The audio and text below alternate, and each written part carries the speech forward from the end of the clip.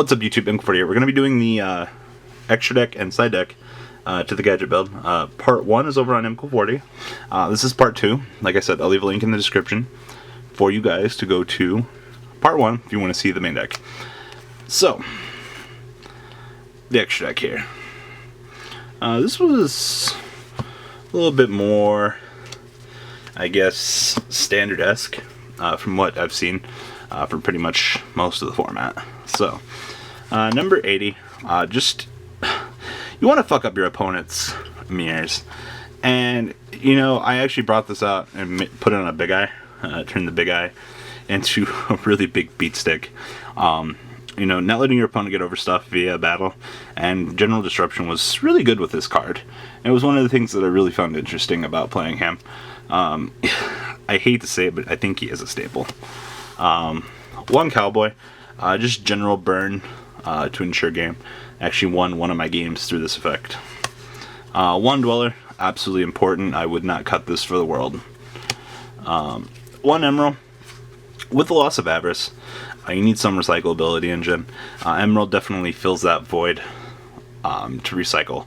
And most of the time when the game state is degenerating, he can kind of help put you back on curve and make things a little bit better for you.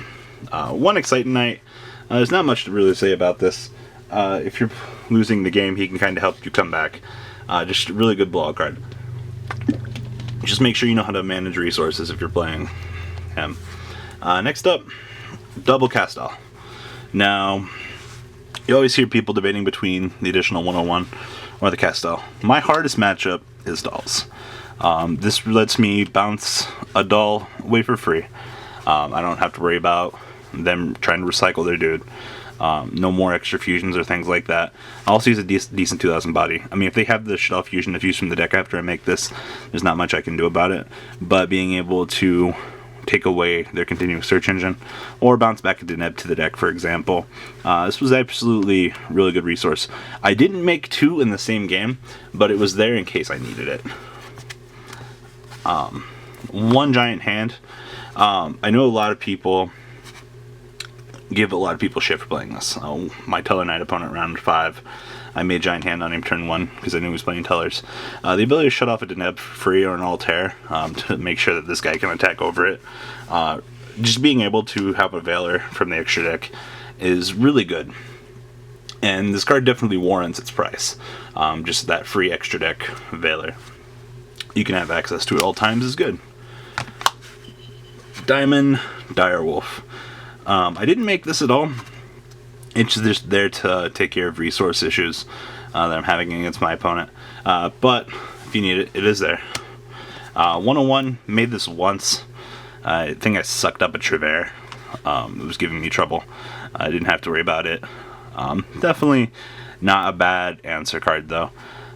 Just once again there in case you need it. Double Gear Gigant X. Pretty much your standard build for this for gadgets. One Ragna Zero, mainly for Rogue or anything that generally boost up. I didn't make this at all. Once again, it's there for resourcing. And then Big Eye and Dracosac. Now, I did not make Dracosac at all. I had the option to. I actually ended up making Big Eye against Dolls. I ended up stealing his Ice Hand that was giving me trouble and XYZ'd off with it. Making this is extremely hard, but I'm an advocate that in this current format, if you can make either one of these two cards, you're pretty much set up into an amazing win condition scenario. And Dolls cannot answer, or not Dolls, Necros cannot answer this very easily, especially if you've taken their big monster that, you know, is an additional resource. And it's absolutely disgusting. Alright. On to side deck. Now bear in mind, pretty much every game I boarded 10 cards. The side deck was probably the most important piece of the weekend. So of course, one Thunder King. I drew this twice and I won both games. He was, you know, he is a massive blowout card. You know, he doesn't let your opponent play Yugioh, and especially against Necros and Tellers, absolutely beautiful. Absolutely no reason why, if you're playing anti-meta, that you shouldn't be playing this. Double Max C and double Veiler. Against most matchups, I boarded this in against Necros and Tellers. This was almost always a +1. This was to stop Tellers from searching. Absolutely beautiful. Both of them really pulled off what they needed to do this weekend. As for immediate answers, 2 hand drops. Triple MST. This card wasn't in my main. It was absolutely beautiful boarding in.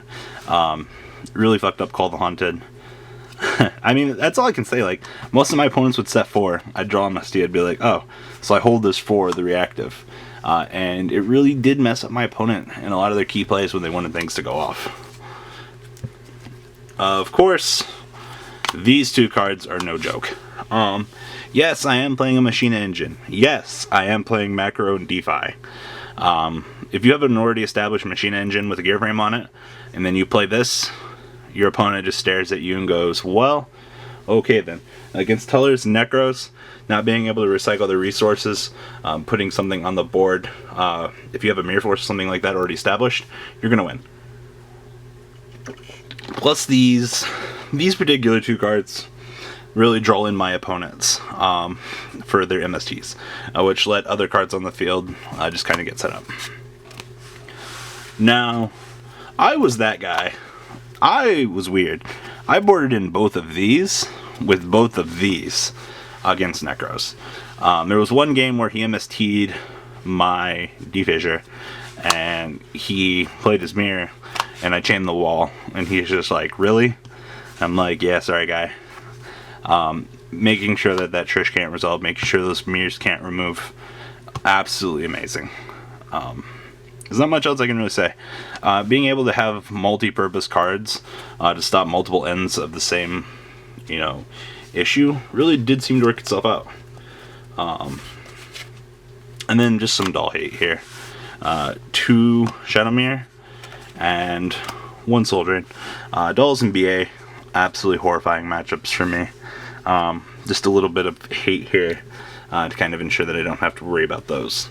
So, and that pretty much is the deck. Like I said, when I did a lot of boarding, I didn't want to see Call at all.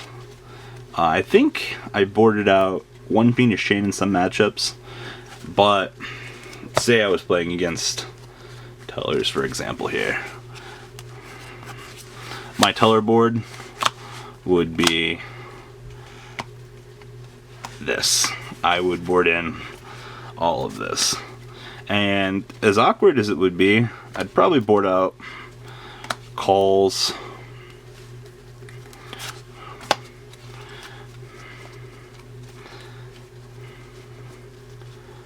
I did board down the Machina engine quite a lot, actually. Compulse, aim the fuck on out.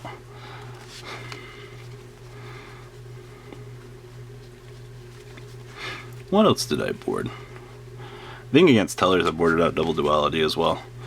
Book of Moon was a terrible resource in that game. That's what, 5, 8. Needed 2 more cards.